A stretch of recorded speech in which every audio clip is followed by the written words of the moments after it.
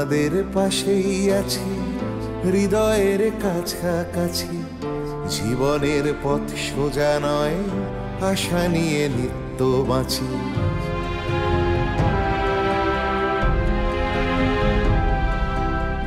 শিক্ষা ছড়িয়ে পড়ুক ভেদাভেদ শূন্য করে, এ বেলা নাই বা জুটুক ও বেলা জুটতে পারে। বিপ্লব আসছে দেখো নারী, তুমি পিছিয়ে জানি, জ্বলে ওঠো নিজের আলোয়, মুছে দাও দুঃখ গ্লানি। এভাবে আর থেকো না হাহাকার জড়িয়ে বুকে, আমি হাত বাড়িয়ে আছি, সাড়া দাও আমার ডাকে।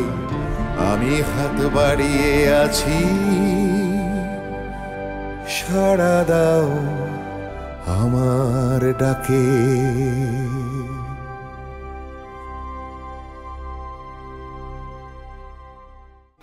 গায়ে খুব চর্বি হয়েছে না? আমার জিনিস, আমার জিনিস আমি ইন্সপেক্টর উড়ালো। যা যা, তোর কোন বাপকে পারি বল। আর 2 দিন থেকে যা, আর 2 দিন থেকে যা।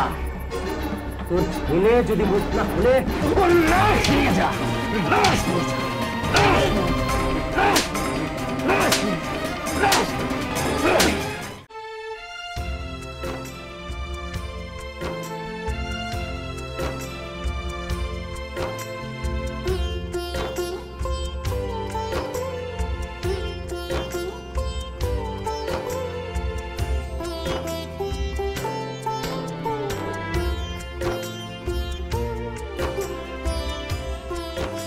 প্রিয় বোন, আশা করি আল্লাহর কৃপায় ভালো আছো, আমিও ভালো আছি। পড়াশোনা এক প্রকার হচ্ছে। তুমি তো বেশ ভালো চিঠি লেখো, বানান ভুল নেই একটাও। তুমি নিশ্চয়ই সুখে আছো। আমি তোমাকে বিরক্ত করছি না বলে হাত ছেড়ে যেতেছ। ভালো থেকো। ইতি, ভালোবাসা সহ, সুলতান।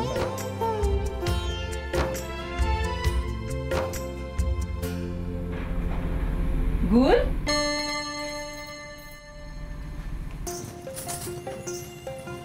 কি লোকালি রে? চিঠি? কার চিঠি? এ নিশ্চয়ই সুলতানের চিঠি। ও তাই তো বলি, এই দিন দুপুরে ঘরের দোর বন্ধ, আমি ভাবলাম জ্বর এলো বুঝি। তা জ্বরই বটে, তবে প্রেম জ্বর। যে চাচি, তুমি যে কি বলো না। ও মা, এতে দোষের কি? হ্যাঁ, আচ্ছা চাচি, তুমি কোনোদিন চাচার চিঠি পাওনি?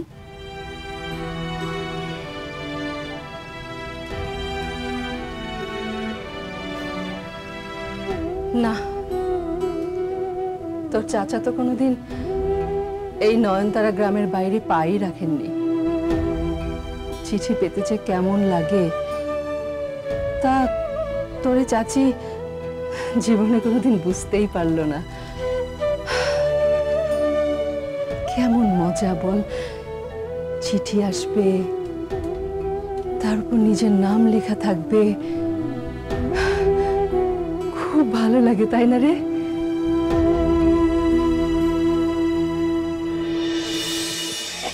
এবার তো আপনার পুয়া বারো মেজো কর্তা, একদিকে ওই মল্লিক বাড়ি সর্বে হলেন, আর অন্যদিকে দারোগা বাবু আপনাকে বেশ খাতির করছে। এবার দেখবেন নির্ঘাত আপনি একটা সরকারি কিতাব পেয়ে যাচ্ছেন। তুমি বলছো? আসলে হয়েছে কি জানো, বুদ্ধি মিলে মাথা চারা বেয়ে ওঠার চেষ্টা করছিল, তাই মাথা ধরে ওদেরকে হেড করে দিলাম। ভাগ্যিস ওই সবাই বুদ্ধির ছেলেটা ওই স্বদেশী দলে নাম লিখিয়েছিল, ওই কিন্তু চিন্তা করে দিল। অবশ্য একটু চিন্তাও হচ্ছে। কার জন্য? বুদ্ধির পোলাটার জন্য? আরে না না, কৃষ্ণ কৃষ্ণ হরে হরে কি বলি আর কি করে।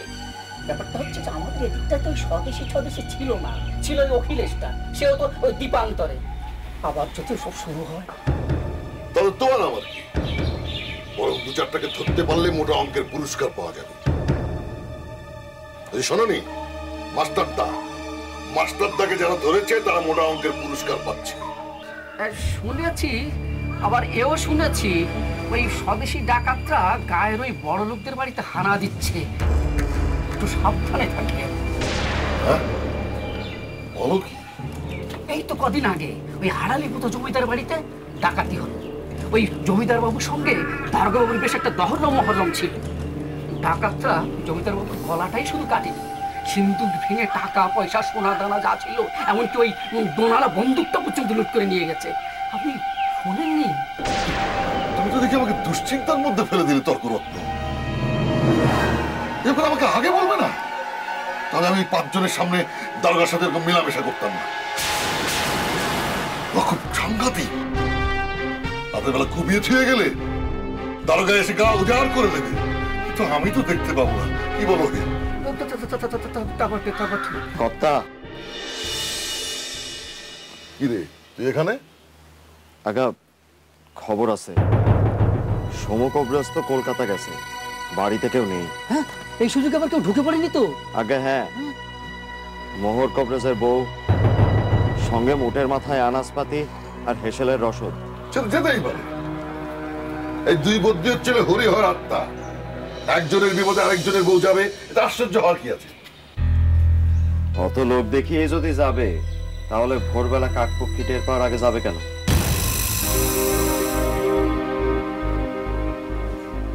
তা তো বটে। শুধু তাই নয়, মহরালির সাহসটা দেখলে, যেখানে গায়ের কেউ আর ওই বদ্যি বাড়ির দিকে পা বাড়াতে সাহস পাচ্ছে না, সেখানে ওই নিজের বউ ছেলের বউকে পাঠিয়ে দিল। হ্যাঁ, সেদিন এত বড় একটা ঝাড় খাওয়ার পরেও ওটা শিক্ষা হলো না। লোকটাকে তো আবার সন্দেহ হচ্ছে। মল্লিক মশাই, এই তলে তলে আবার এই স্বদেশীদের সঙ্গে ওর আবার যোগাযোগ নেই তো? ব্যাপারটা দেখছি দিন দিন ঘোলাটে হয়ে যাচ্ছে তর্করত্ন। না, এখন দেখছি শান্তিতে বসবাস করা যাবে না এই গায়ে।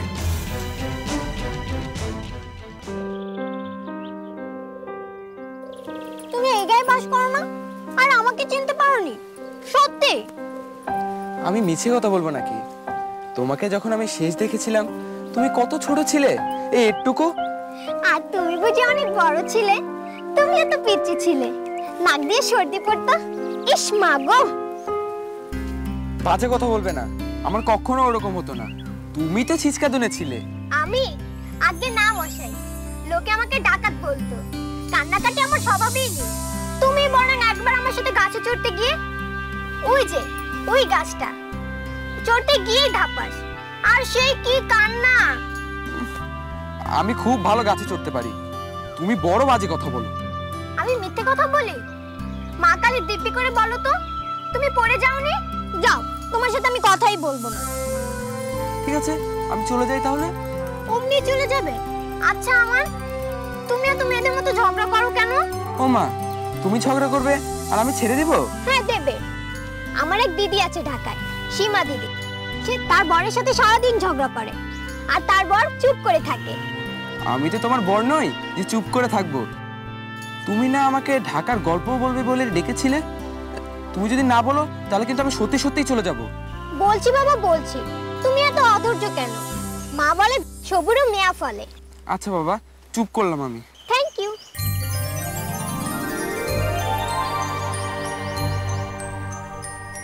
কি হলো, কিছু বলো।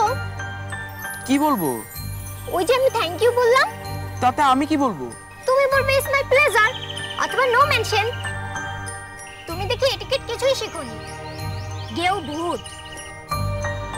জানো আমার, তোমার মতো ঠিক একটি ছেলে দেখেছিলাম ঢাকার রাস্তায়, হাঁ করে চারিদিকে দেখছে। বড় গাড়ি, লোক, আলো, দোকান, ঘোড়ার গাড়ি, দেখছে তো দেখছে। কি বোকা না আমার! প্রথম দিন দেখলে লোকেরা অমনি হবে, এতে হাসির কি আছে? ও মা, তোমার গায়ে লাগছে কেন? তুমি যদি আমার সাথে ঢাকায় যেতে চাও, গোটা শহর ঘুরিয়ে দেখাবো, যত খুশি হা করে দেখবে। গাড়ি চাপে করার ভয়ও নেই, আমি তো তোমার সঙ্গেই থাকবো। যাবে আমার? কি হলো, যাবে?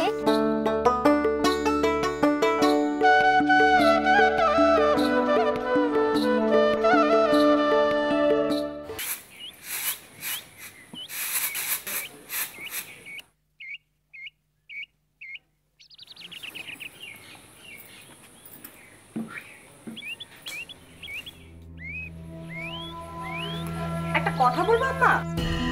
কিছু মনে করবেন না, আপনাদের সোমনাথ চাচার বাড়িতে যাওয়া ঠিক হয়নি।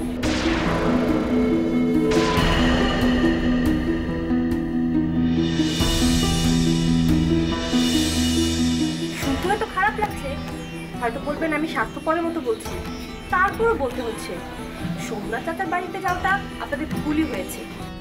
তোমার শ্বশুর আর বদ্যি মাসের ছেলেবেলার বন্ধু, পালা পার্বণে দুবাড়িতে সবসময় যাতায়াত আছে। এ তো কদিন আগেও অন্তরার সাথে। জানি জানি জানি বলেই তো বলছি, এখন থেকে ওদের একটু এড়িয়ে চলাই ভালো। তোমার কথা থেকে আপনাদের ছেলেবেলার বন্ধু থেকে মুখ ফিরে নেবে? এতটা নিচে অন্তত আমার আব্বা আম্মা হতে পারবে না, আর আমরা তো তাদেরই সন্তান, আপনারাও পারবেন। তোমার তো গ্রামে থাকো, আর এদিকে পুলিশও আসে না। যদি শহরে থাকতে তবে বুঝতে পুলিশ কি জিনিস। সোমনাথ চাচার সাথে মেলামেশা করা মানে পুলিশের নজরে পড়া।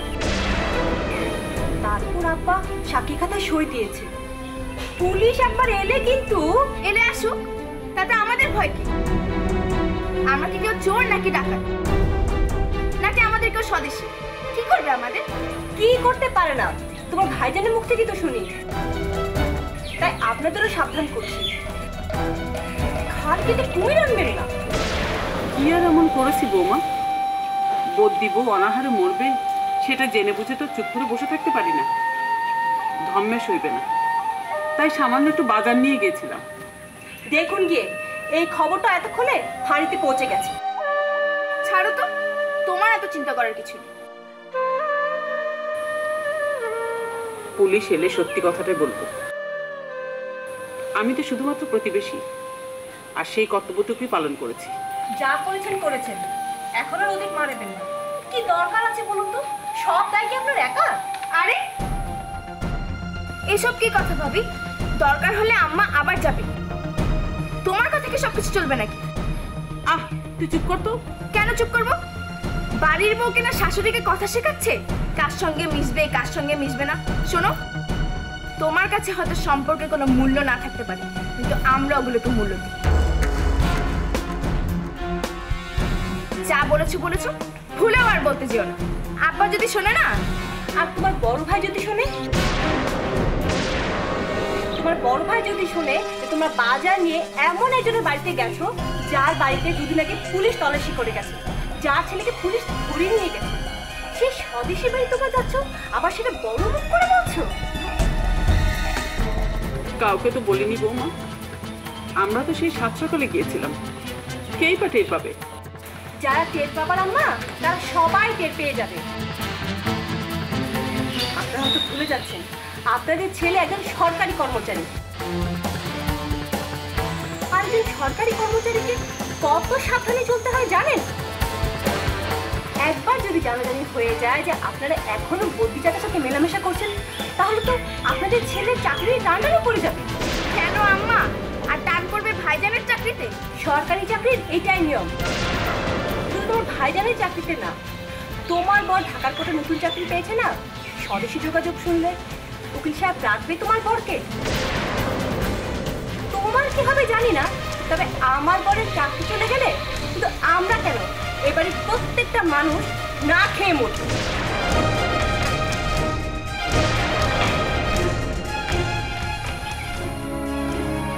আমি তো অত সব বুঝি না বৌমা, তবে তুমি যখন বারণ করছো তখন না হয় কদিন আর যাবো না।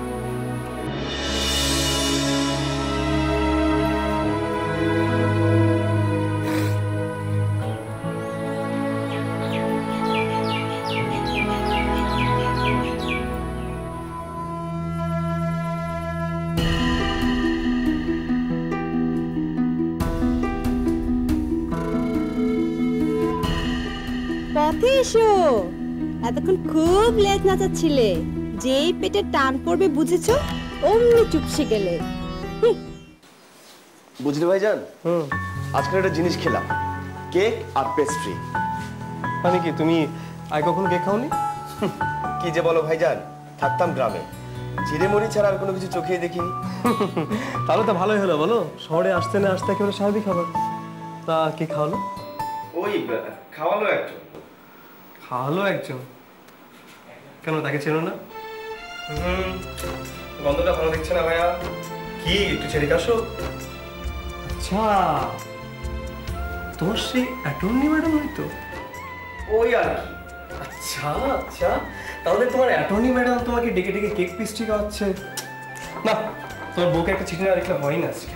রক্ষে করো ভাই, জানো অমন কাজ করো না। তোমার বোন জানতে পারলে আমাকে একদম জবাই করে ফেলবে। আচ্ছা কিছু বলবো না, কিন্তু বিষয়টা একটু খুলসা করে বলো।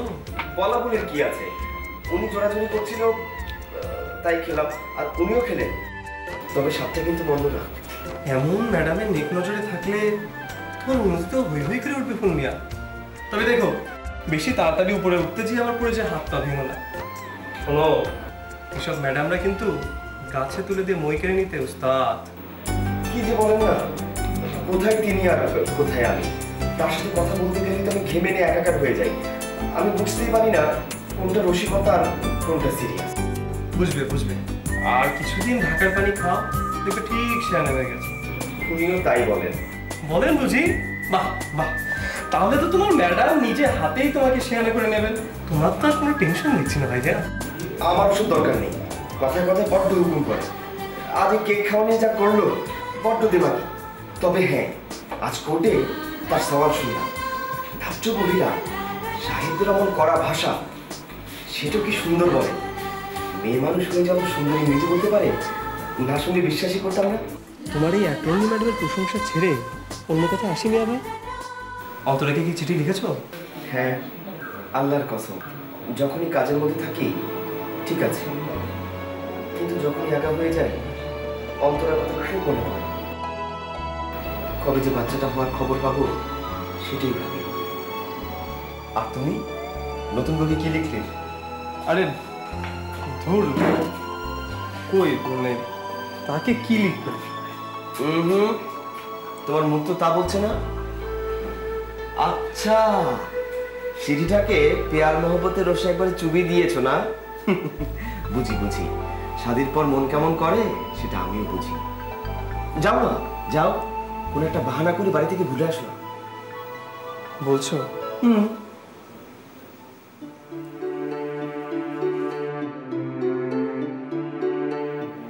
দেখি কোন একটা বুদ্ধি খেলা যায় কিনা।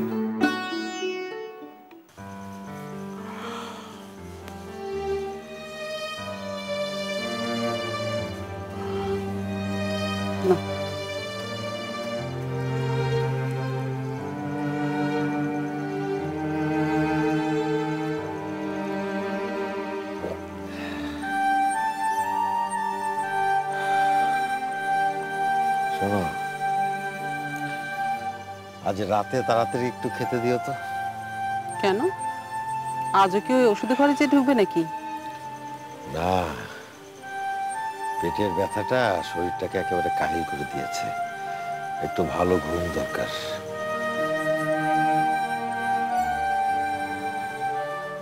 আমিও তো তাই বলি, তাড়াতাড়ি খেয়ে শুয়ে পড়ো।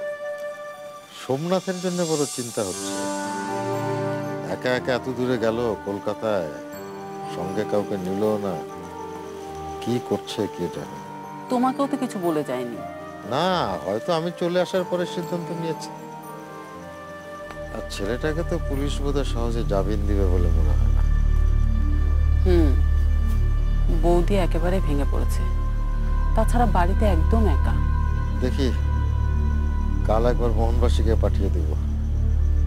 সোমনাথের আসতে দেরি হলে তো বৌদিকে দুটো ফুটিয়ে খাবার মতো চাল ডালের ব্যবস্থা করে দিতে হবে। সেটা নিয়ে তুমি চিন্তা করো না, আমি কাল যা দিয়ে এসেছি তারও 2-1 দিন চলবে। আর বৌদি তো কোনো কিছু মুখেই দিতে চাচ্ছে না। ভাবছি কাল আমি নিজেই একবার যাব। কিন্তু উনি যে বাড়িতে একা। লোকে কানাকানি করবেই তো, তো করুক না। বিপদের সময় যদি বন্ধুর পাশে দাঁড়াতেই না পারি তাহলে আর কিসের বন্ধু? আমি সে কথা বলছি না, তোমার বন্ধুর ছেলে স্বদেশী করতে গিয়ে ধরা পড়েছে। তার বাড়িতে কি কি যেন পাওয়া গেছে, পুলিশের নজর আছে তাদের উপর। শুধু ওদের উপরে কেন, আমাদের উপরেও আছে। তা না হলে সারা রাত যে পেটের যন্ত্রণায় ভুগেছি, ঘরে আলো জ্বলেছে, সেটাও থানার দারোগা জেনে গেছে। তুমি তো সবই বুঝো, তাই বলছিলাম যে এখন কি ওদের ওখানে না গেলেই নয়। এসব কি বলছো তুমি? সোমনাথ আমার বাল্যকালের বন্ধু, তার বিপদে আপদে আমি কাছে থাকবো না? তুমি তো আগে এত স্বার্থপর ছিলে না। সাধে কি আর স্বার্থপর হয়েছি? ও বাড়িতে গিয়েছিলাম বলে আমাকে অনেক কথা শুনতে হয়েছে। কথা কে বলেছে? বড় বউ, ডাকো তো একবার তাকে। তুমি আবার রাগারাগি করতে চাও না। ও যা বলেছে সেটা ভালোর জন্যই বলেছে। ভালো মন্দ সেটা আমি বুঝবো, ডাকো ওকে। তুমি কথা বলবে সরাসরি? হ্যাঁ বলবো। কিন্তু ওর তো কোনো দোষ নেই। ওকে তো সুলেমানই বলেছে যে যারা স্বদেশী করে তাদের সাথে যদি যোগাযোগ রাখা হয় তাহলে সুলেমানের চাকরি নিয়ে টানাটানি পড়বে। ওর চাকরির কথা চিন্তা করে আমি আমার বন্ধুর কাছে যাব না? আমি সারা জীবন সোমনাথের চোখের দিকে তাকিয়ে কথা বলতে পারবো? তোমার বড় বউকে বুঝিয়ে দেওয়া দরকার। আমি এখন ওই বাড়ির কর্তা। আমি কোথায় যাব, কাকে কোথায় পাঠাবো সেটা আমি ঠিক করবো। বড় বউকে বলে দিও যে আমি এখনো মরিনি। আচ্ছা আচ্ছা, ঠিক আছে ঠিক আছে, তোমার যা ইচ্ছে হয় তুমি তাই করো। এখন মাথা গরম করো না তো। ও কি করবে? ওকে সুলেমান যা বলেছে ওকে তাই বলেছে। এক এক সময় সহ্যের সীমা ছাড়িয়ে যায়। ওকে বলে দিও প্রয়োজন হলে ওর সঙ্গে কথা বলবো। এর একটা হ্যাস্ত ন্যস্ত পাওয়া দরকার। ওর বরের টাকা সংসার চলে এটা ঠিক, কিন্তু এই সংসারটা মোহর আলীর। মোহর আলী করে যাওয়ার আগ পর্যন্ত এই সংসার তার নিয়মেই চলবে। যদি না পোষায় ঢাকায় পরের বাড়ি থেকে কর্তৃত্ব ফলাক।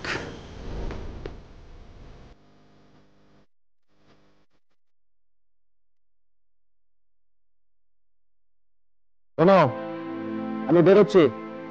কখন ফিরবো জানি না। খুব প্রয়োজন ছাড়া বাইরে বের হবে না। আর কারোর সঙ্গে খুব বেশি কথা বলার দরকার নেই। আমাদের ডিপার্টমেন্টের স্পাই কিন্তু সর্বত্র ছড়িয়ে আছে। আমি কারোর সঙ্গে মিশি না, আর কোর্স শেষে সোজা বাড়ি চলে আসি। আহা, আমি তোমার কথা বলছি না ফুলমিয়া, আমি বলছি ওর কথা। আব্বা কিন্তু আমার ভরসায় ওকে ঢাকায় পাঠিয়েছেন। থানা পুলিশ হলে তো আমাকেই ঝুঁকি পোহাতে হবে। আমি সেদিন যেচে পড়ে কারোর সাথে কথা বলতে চাইনি। আমার অর্ডারও তো মানো না। এটা তোমার নয়নতারা গানা যে যা মনে চায় তাই করবে। এটা ঢাকার শহর, সবকিছু বুঝে শুনে করতে হয়। আচ্ছা ভাইজান, তাহলে কি আমি রাতের খাবারটা? না, আমি রাতে খাবো না। কখন ফিরবো তাও জানি না। এদিকে সূর্য সেনকে নিয়ে যে আদিক্ষেতা শুরু হয়েছে, তার উপর আবার ওই স্বদেশীগুলোর অ্যাক্টিভিটিস। কি বলে ভাইজান? আদিক্ষেতা? দেশের হাজার হাজার মানুষ সূর্য সেনের জন্য গলা ফাটাচ্ছে, বিদ্রোহ আন্দোলন করছে, আর তুমি তাকে আদিক্ষেতা বলছো? আর তার বিচারের নামে যেটা শুরু হয়েছে সেটা কি প্রশ্ন নয়? তোর আজকাল বড্ড বুলি হয়েছে। এসব কথা বললে চুপ থাকা যায় না। যতদিন আমার পাশে ভাত খাচ্ছ ততদিন চুপ থাকতে হবে। যদি আমার কথা ভালো না লাগে তারপরেও হজম করতে হবে। এই যে ভাতটা খাচ্ছিস এটা ব্রিটিশ গভর্নমেন্টের দেওয়া। সরকার আমাকে মাইনে না দিলে এটাও যুক্ত না। তোমাকে তো দয়া করে দেওয়া হয় না। দেশের মানুষকে তার জন্য পেটাতে হয়, গুলি করতে হয়। চুপ করো না, দেখছো ভাইজান কাজে বেরোচ্ছে। এসব কথা এখন না বললে কি নয়? সুলেমান, সুলেমান, সুলেমান। সমুখা কাছে কি কি কি হয়েছে কি আপনার? আসুন তো, বসুন তো।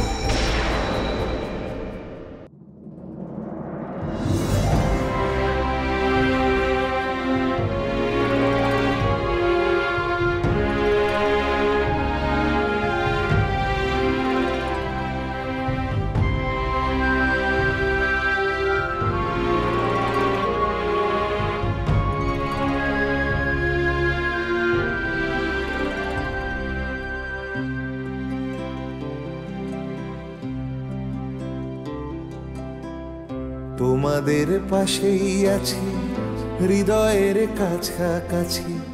জীবনের পথ সোজা নয়, আশা নিয়ে নিত্য বাঁচি।